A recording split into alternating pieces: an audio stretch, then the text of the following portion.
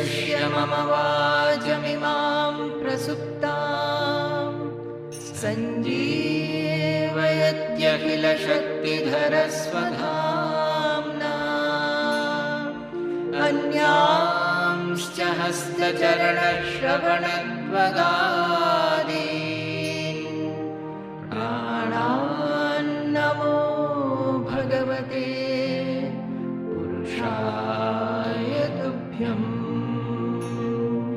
प्राणान्नमो भगवते पुरुषाय तुभ्यम्. Dharma, Artha, Kama. That is, all these are, and the last one is Moksha. These are the four Purusharthas. Now, for the Rajasika person, the Rajasika Dhriti, that Moksha part is not there. Dharma, Artha, Kama. Dharma, Kama, Artha. That is, they will be having the Dharmika lesson, but with the desire motivated activity, with the desire motivation to earn and to fulfill his desires. That is why earlier they have said that dharma, his analysis of dharma also will be sometimes going wrong. But it's not that he is a bad person who will be adharmic. He would like to follow the dharma, but his mind will be occupied by artha and kama. Because the moksha part is missing there. He doesn't want to get liberated, or he doesn't want to attain that state where this bondage created by the gunas are not there. Prasangena phalakankshi. See, everywhere it comes. Prasangena, prakishta rupena sangha. Prasangena, that means with deep sangha. In English we call it attachment. I am not using the word because it has become a cliche. Sangha means actually again that I am doing it, I want to do it, I want to do that, I have done this, I have to do this. These are all sangha, that constantly thinking about it. So in English it is better to use the word ego there. Sangha means ego, that you are increasing more and more. You see, you meditate on this, you think about this I, that I like, I dislike, I do this, I did this, I do that. Your ego will become bigger and bigger.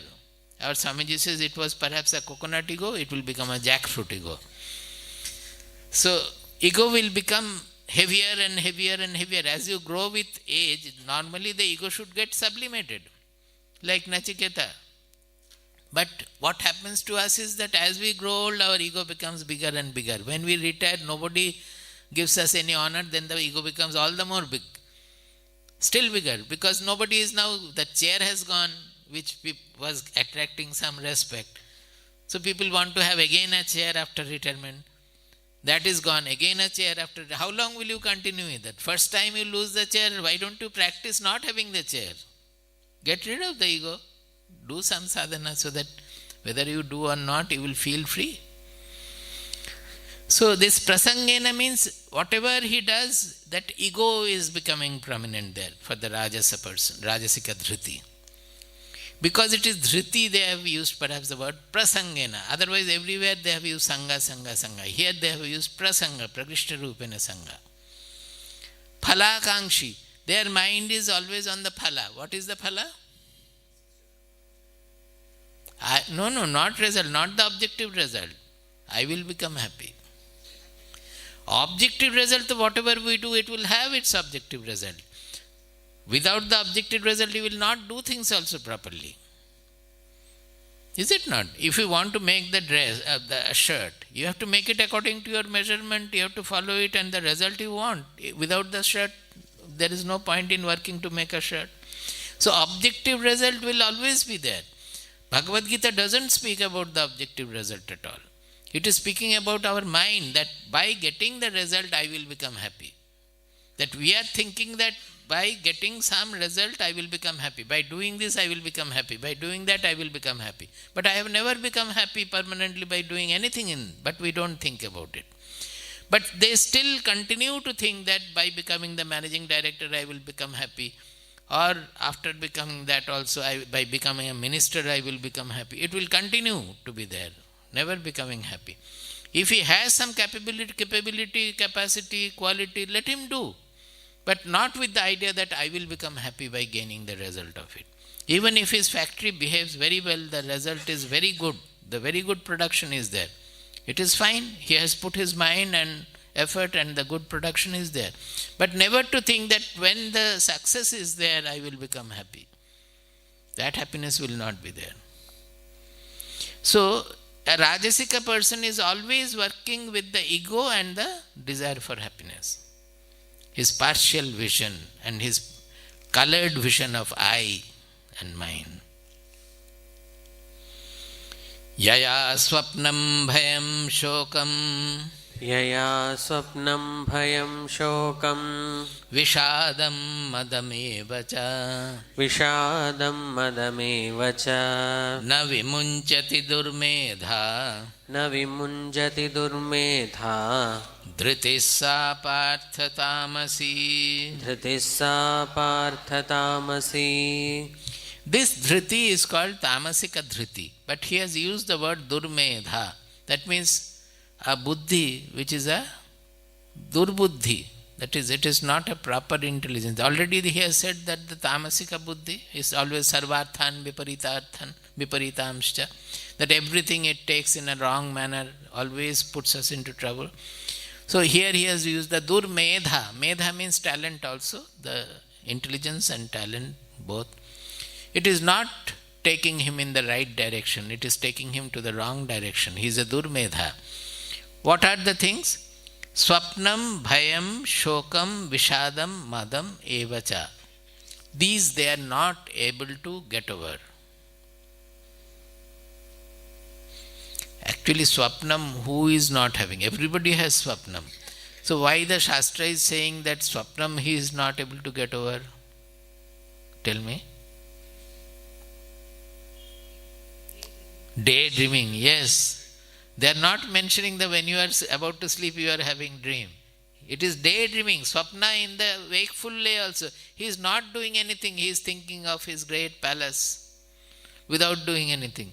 Maybe only smoking and given to addiction also, and thinks that I will become the president of India or something like that. It's all imagination, sapna in the daytime. Swapnam, bhayam.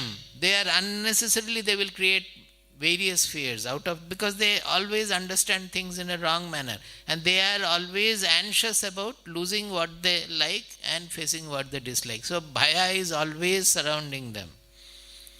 Nothing has happened. Marijiva, Marijiva, Marijiva. I know Odia also. We were going to Puri and car was moving at a very slow pace. One cyclist was going. When the car is passing through, he fell on our car. Nothing happened. Only a little here, there was a scratch. Morijiba, Morijiba, Morijiba, and all people came around. Finally, one Dada person had to come and push us out of that. But don't stay here. He came and whispered that don't stay here at all. I will make a situation. You simply drive it off. Otherwise, they will take the car to the village and they will cause problem. So they will be covered by all kinds of bhaya. Shokam, grief. When somebody dies or even has not died, they will make the person dead by their grief. Nothing has happened. Even the son has gone to foreign countries or so, nothing has happened. He is drinking merrily. But the father is worried. Oh, hamara bachcha ko kya ho gaya, kya hoga? And he will be in grief. The other day I said that one boy was run over by the bus. He was run over and he lost one leg, that up to the knee, above the knee, it was cut, amputated. That boy is sitting in the hospital. He is singing Ravindra Sangeet with his friends sitting around them in the hospital itself. He has taken it very merrily that he has lost the leg. When he was under the wheel also, he is directing the bus driver that you push it a little, you take it forward, take it back. Otherwise, he was not able to release his leg. Then after it was released, he got into the auto, gave the address and then fainted. So he was taken to the hospital. Now, the boy who had undergone the accident, he is happily singing songs with the friends and all, and his father is Marijiva, Marijiva. Years after years, he is in great grief. You have sorrow, you shed tears, there is nothing wrong. But grief, the shoka, is a depression. It's a depression. It comes from tamoguna. Those who are given to it, they will find out something or other to remain deep in grief. We call it dukkha vilasa. That is, vilasa means luxury. For them, grief is a luxury. And that becomes their killing. I mean, they lose everything through that, the grief. That is a tamoguna property. Swapnam, bhayam, shokam, vishadam. Vishadam also is depression. Shokam is grief, vishadam is depression. So in grief they will be depressed. When the grief becomes more, it will be depression. Madam evacha. Madam has got various meaning. One is pride. That means they are proud about what they are. Another is just indulging in various pleasure, sensory pleasure. Both way it is true. That means many of them are given to drug or cigarette, smoking and all. Smoking means chain smoking, or drinking, or taking to drugs. These are all tamoguna effects. Even if they do not have so much of tamoguna, once because of some other antisocial elements, if they once take to the drug, they are not able to come out of it, because the drugs are creating the tamoguna in their being, in their mind, in their body. The drug flowing in their blood will cause tamoguna, and they will not be able to come out of it. That is artificial tamoguna. But our normal tamoguna also will make us only all these things. That is why he is called Durmedha, na vimunchati. They are not able to get out of the daydreaming, fear, grief, depression and madam. What is the mada they have translated there? Actually, mada means too much of indulgence, in material indulgence, too much of sense indulgence. But have they written anything in the book? Huh? That also is mada. That is when you become very proud about your whatever you are. But it's not that alone. It is sense indulgence also is mada. We say mattaha, pramattaha. It has come from there. Madamattaha. That also is used. So we were trying to understand the buddhi and dhruti. We said that whatever we understand with buddhi, we try to retain that with dhruti. But in dhruti, we have to have our behavior, style, ruchi, that is our taste for different things in life. That has to undergo a great change for the sattva guna. That is, unless we develop sattvika taste, sattvika evaluation, sattvika preferences, the sattvika dhruti will not come. Then also we said that the dhruti, sattvika dhruti, is that which holds us into the yoga buddhi. Yogena abhyavicharena. That undesultory anchorage in the yoga. That means it keeps us anchored in our real identity, which means viveka buddhi. That is, we are always guided by the innermost voice, we can say.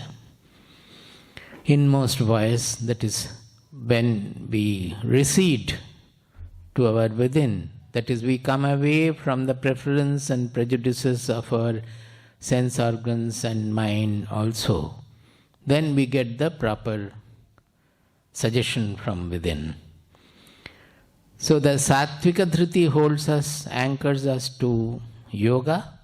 Rajasika dhruti anchors us to bhoga. That is, as the rajoguna is more, and it will attract us more and more, the likes and dislikes of our sense organs and other things also, preference and prejudice.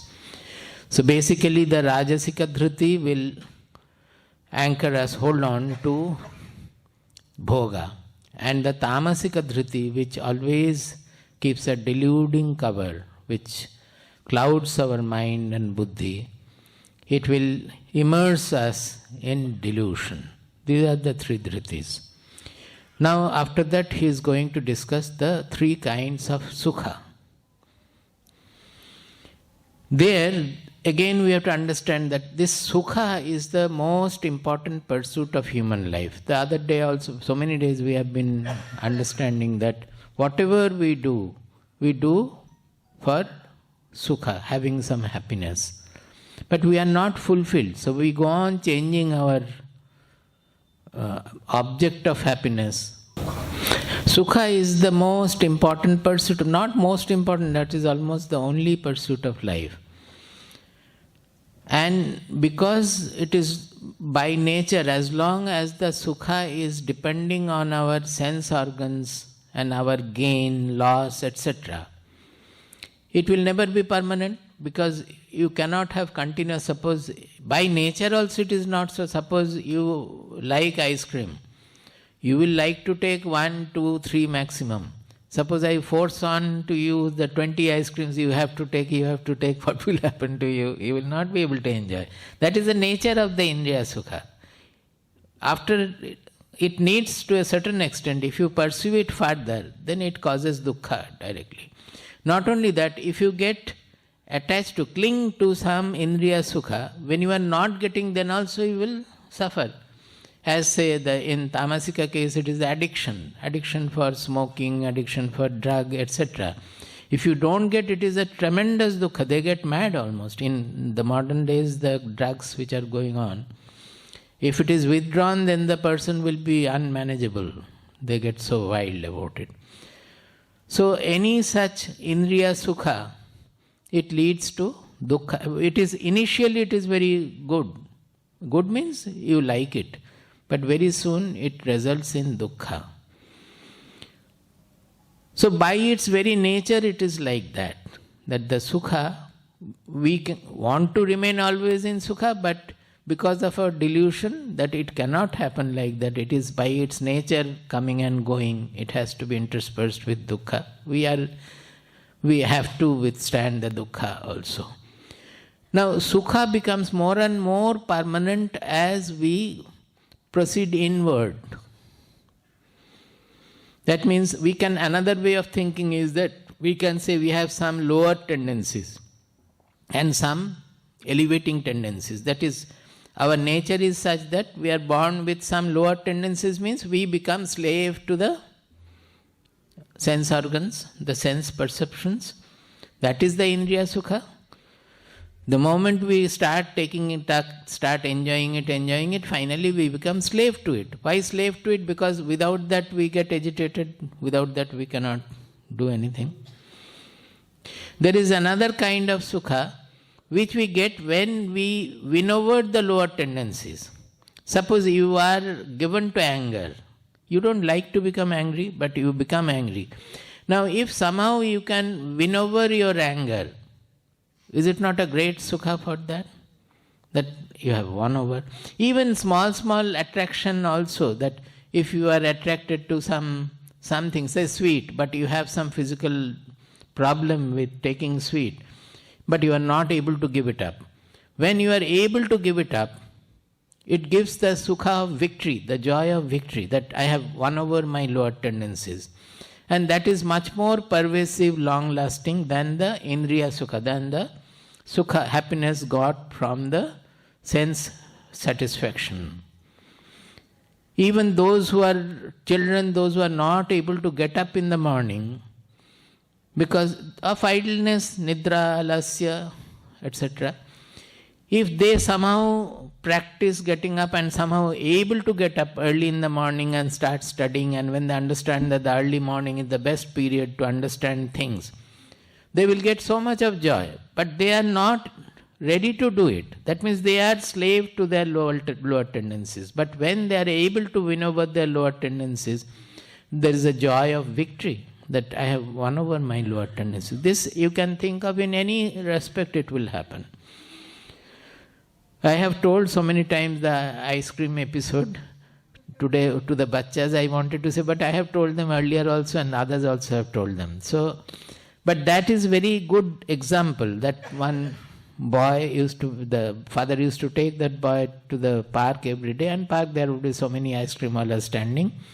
So every day he would ask for an ice cream and the father would give him also. So it became his regular routine that he would enjoy the ice cream in the afternoon, going for a walk with the father. So they would see the urchin boys around, poor boys, they would pick up the thrown away cup and they lick from there. In Calcutta it is very much, those days at least it was very common, that they will pick up the cup which has been thrown by others and they will lick from there. He also used to see such one urchin boy standing like that. Is the word urchin any bad? I don't know. It's okay, no? So, one day the father suggested that every day you are getting and enjoying this. This boy never gets it. Why don't you today, the whole ice cream you give it to the boy. He is licking from the thrown away cups. Why don't you give it to the boy? So that day somehow, winning over his greed for the ice cream, he made that sacrifice and gave it to the boy. And when the boy was relishing, looking at that boy, that poor boy, this boy started getting a different kind of a joy. Because first of all, he has sacrificed and won over his greed for ice cream. Second is that this is the first time he is saying that he has given something and that is being enjoyed by another boy of his age or even younger or so. Now it so happened, it's not a story, it's a fact. So happened that after eating half the cup of the ice cream, that boy, the poor boy, he looked up. And a monkey came down from the tree. And this rest of the ice cream, the half cup, this boy gave it to the monkey. And the monkey started relishing it. This boy got so overjoyed that even this one cup one day he got, who never gets. See, who is richer? This boy is richer or the poor boy is richer? See, there lies the real elevation. So the poor boy who got for the first time perhaps in life a full cup of ice cream, half of it he took and the half he gave it to the monkey. This whole scene had an effect on his mind, on this boy's mind. He got so much of joy. Now, naturally, we have to think that what is that joy of eating the ice cream? It is sense and the vishaya, that means the object, contact between the object and the tongue, the sense organ. That is giving the joy. Unless I taste the ice cream, that joy will not be there. And as soon as the ice cream is over, within a few minutes that joy also will be there. Just thinking of the taste, I don't think anybody gets much joy. Only he may think of again getting it. That is not joy, rather it is dukkha. So it is a temporary, very short-lived joy when the object and the senses, they are coming in touch with each other. But the joy this boy got out of sacrificing the ice cream and seeing the sharing between the boy and the monkey also, that joy is not generated from the senses. It is generated from the mind. Not only that, even when you are listening to the story, don't you get a lot of joy? So, this joy, whenever he would remember, he would get the joy of it also. It's a permanent kind of a joy. This is the difference between a Rajasika joy and happiness and a Sattvika happiness. Sattvika happiness is always anchored to our inmost soul. That means it is anchored to love, sharing, unaffectedness, self-seatedness, courage, etc. That is, when our buddhi is anchored to our inmost reality, all these qualities will come and the joy produced out of it will be like this. It will be a long term, or we can say even permanent joy. And it will have a sublimating effect on us, an elevating effect on us. It will not make us slave to anything. It will make us master of the world. Do you understand this point? Generally, by the sense joy, we become slave to the world. In this joy, you will become master of the world. The more you win over your lower tendencies, your sense attractions, repulsions, etc. Even in repulsion also. Suppose you don't like a person, and every day you have to, suppose in the ashram, two ashramites, one does not like the other. Or in an office also. You don't like the person, and you are always, you see the person, you are suffering from the dislike. Is it not? Intolerance. There is a hatred, there is an intolerance. You are suffering from that. If one day you decide that I will get over this suffering, get over this intolerance. How? By loving the person. Somehow I will at least play that I am loving him. By somehow knowing, finding out, everybody has some good qualities also. It's not that a person cannot have any good qualities. Somehow to find out some good qualities of the person and praising it, appreciating it, you start and hug the person or anything you can do. The day you are able to do it freely, you will feel so much of joy. This joy is winning over the intolerance. So everywhere when we are winning over our lower tendencies, which are generally resulting from the sense and sense perceptions, it is inward joy, and it is always fulfilling, it is long lasting, it is almost everlasting also, you can say. Another example I give of the Buddha story, that he became so famous that at that time the Tantrika Acharya, they got very much annoyed with him.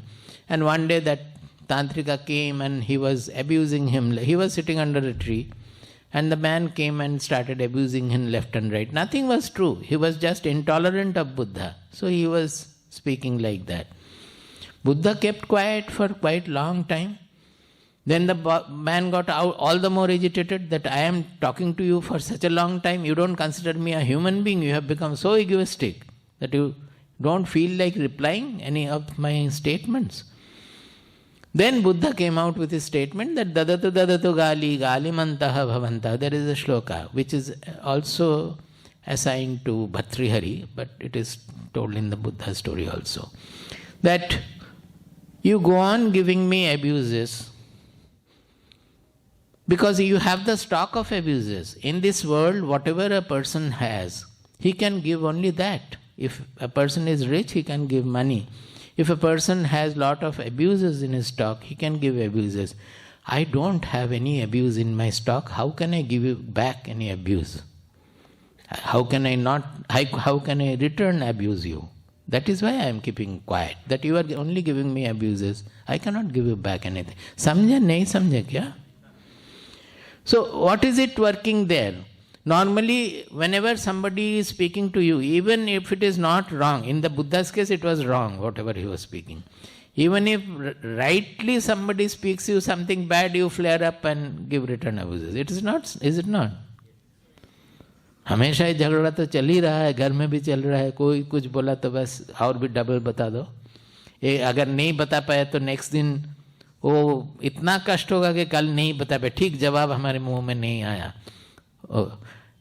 One day you are not able to give the reply, you will suffer so much that the right reply did not come to my tongue. Next day I will see that I am able to do that properly.